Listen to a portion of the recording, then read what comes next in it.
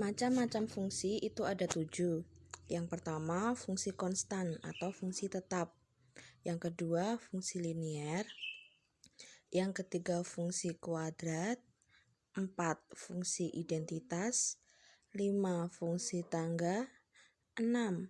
Fungsi modulus dan fungsi mutlak. 7. Fungsi ganjil dan fungsi genap. Oke, kita bahas dulu yang pertama, fungsi konstan atau fungsi tetap. Nah, suatu fungsi f yang memetakan anggota A ke anggota G ditentukan dengan rumus fx disebut fungsi konstan apabila untuk setiap anggota domain fungsi selalu berlaku fx sama dengan c, di mana c-nya ini bilangan konstan. Nah, contohnya diketahui fungsi f yang memetakan anggota bilangan real ke anggota bilangan real dengan rumus fx sama dengan 3. Nah, 3 ini konstan kan? Makanya ini adalah contohnya fungsi konstan tadi. Dengan daerah domainnya x sedemikian hingga min 3 kurang dari sama dengan x kurang dari sama dengan 2. Soalnya tentukan gambar grafiknya. Nah, ini terlihat kan, untuk setiap x, berapapun nilai x-nya, fx-nya ini akan selalu 3.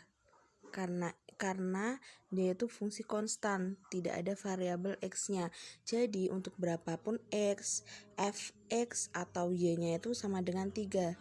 Sehingga grafiknya seperti ini.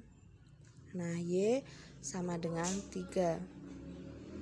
Oke, lanjut ya. Yang kedua itu fungsi linier.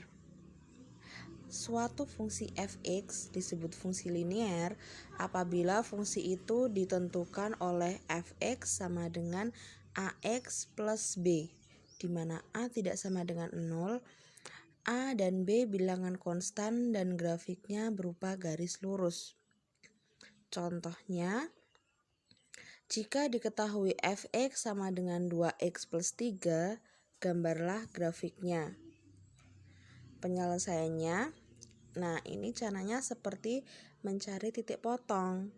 Jadi dimisalkan x-nya itu 0. Nah, jika x-nya itu 0, maka fx-nya sama dengan 3. Nah, tinggal disubstitusikan ke ini. Ke persamaannya fx sama dengan 2x plus 3. Jadi jika x-nya 0 berarti 2 kali 0 kan 0. Jadi tinggal 3. Nah, kemudian misal fx-nya yang 0. Berarti 2x sama dengan min 3 kan. Sehingga x-nya min 3/2 sama saja min 1/2. Oke. Lanjut gambar grafiknya seperti ini. Untuk titik potong 0,3 di sini. Kemudian untuk titik potongnya itu min 1,5,0 di sini. Nah, tinggal digambar garisnya. Grafiknya itu berupa garis lurus. Ya.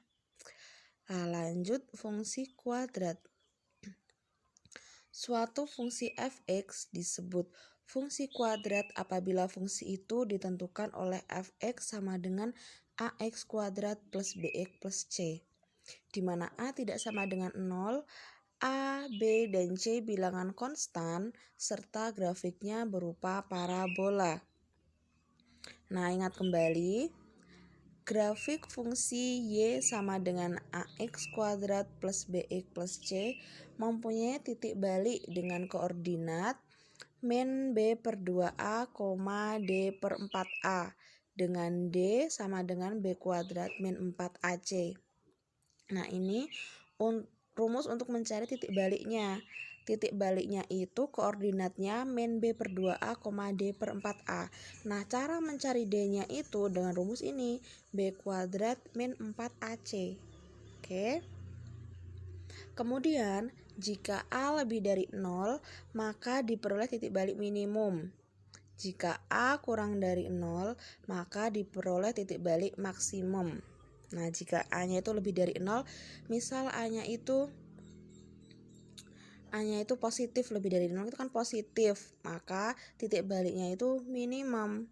Nah, kalau A-nya itu negatif, maka titik baliknya itu maksimum.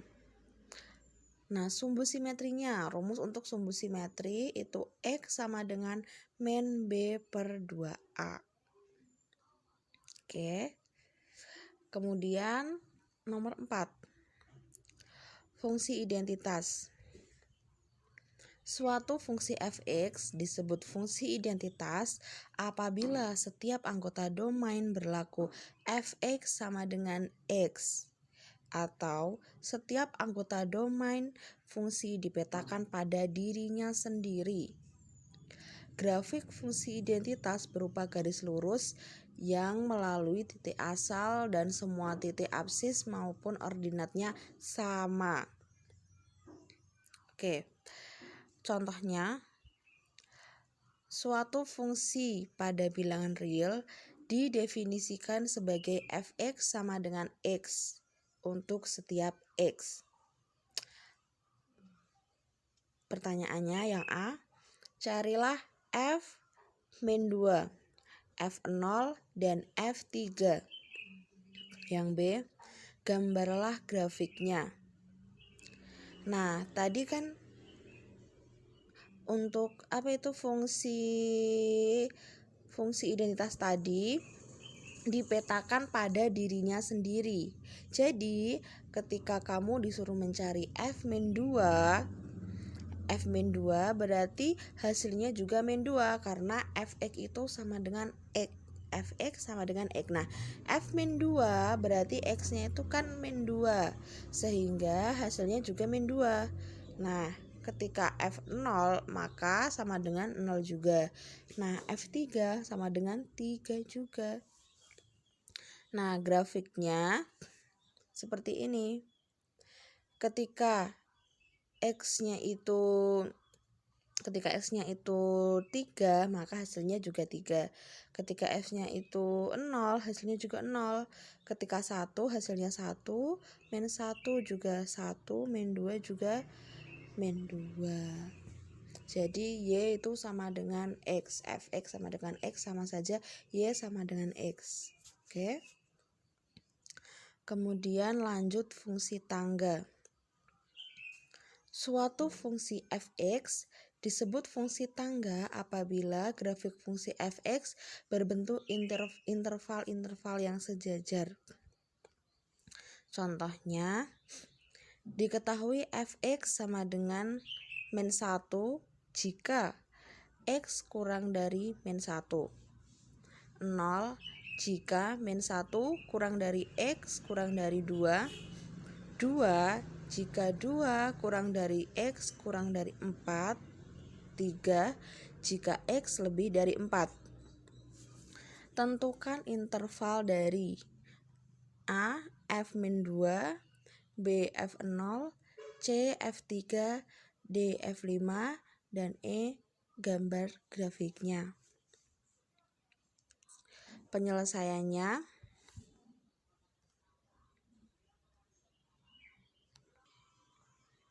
kita lihat itu x-nya ini masuk pada interval mana. Misalkan tadi pertanyaannya yang A itu f min 2, berarti x-nya itu kan min 2. Nah, tadi jika x kurang dari min 1, nah min 2 itu kan kurang dari min 1, maka fx-nya itu min 1. Jadi hasilnya f min 2 itu min 1. Kemudian f0 berarti x-nya itu 0. Nah, 0 itu kan masuk pada interval yang ini, min 1 kurang dari x kurang dari 2. Berarti fx-nya itu 0. Kemudian untuk f3, berarti x-nya itu 3. Nah, 3 itu antara 2 kurang dari x kurang dari 4. Nah, jadi fx-nya 2. Kemudian f5, x-nya itu 5. Nah, karena 5 itu lebih dari 4, jadi pakainya yang terakhir itu X lebih dari 4, fx-nya sama dengan 3. Nah, kemudian grafiknya seperti ini. Untuk min 1 itu tadi, min 1 itu untuk X-nya kurang dari min 1. Jadi untuk semua X kurang dari min 1 itu hasilnya min 1. Kemudian 0 itu untuk min 1 sampai dengan 2. Terus 2 itu untuk 2 sampai dengan 4. Kemudian 4 itu untuk X-nya lebih dari, kemudian 3 itu untuk X-nya lebih dari 4. Oke. Lanjut yang nomor 6, fungsi modulus dan fungsi mutlak. Suatu fungsi fx disebut fungsi modulus atau fungsi mutlak apabila fungsi ini memetakan setiap bilangan real pada domain fungsi ke unsur harga mutlaknya. Modulus atau nilai mutlak suatu bilangan real dinyatakan dengan mutlak X, yaitu mutlak X sama dengan itu hasilnya X jika X yaitu lebih dari sama dengan 0. Kemudian min X jika X-nya kurang dari 0. Contohnya, gambarlah nilai mutlak fungsi fx sama dengan mutlak X plus 2. Nah, ini dicari pembuat nolnya dulu. X plus 2 sama dengan 0, jadi X-nya itu sama dengan min 2. Jika X sama dengan 0, maka Y sama dengan 2. Oke. Jika X sama dengan min 4, maka Y sama dengan 2. Jika X sama dengan 2, maka Y sama dengan 4. Kemudian jika X sama dengan min 6, maka Y sama dengan 4. Nah, kemudian ini grafiknya untuk fungsi mutlak. Jadi seperti terpantul ke cermin gitu ya. Kemudian fungsi ganjil dan fungsi genap. Suatu fungsi disebut fungsi ganjil apabila berlaku f min x sama dengan min fx. Dan disebut fungsi genap apabila berlaku f min x sama dengan fx. Jika f min x tidak sama dengan min fx dan f min x tidak sama dengan fx, maka fungsi ini tidak genap dan tidak ganjil. Oke, perlu diingat ya. Apabila fungsinya ganjil, maka f min x sama dengan min fx. Jika genap, f min x sama dengan fx. Nah, jika f min x tidak sama dengan min fx maupun f min x tidak sama dengan fx, maka fungsi ini tidak genap dan tidak ganjil. Contohnya, tentukan fungsi f di bawah ini dengan fungsi genap atau ganjil atau bukan genap maupun ganjil. Untuk yang A itu fx sama dengan x kuadrat, B fx sama dengan 2x pangkat 3 plus x, yang C fx sama dengan x kuadrat min 3x. Penyelesaiannya, untuk yang A, fx sama dengan x kuadrat. Oke, kita masukkan ya. F min x sama dengan min x kuadrat. Jadinya f min x sama dengan x kuadrat.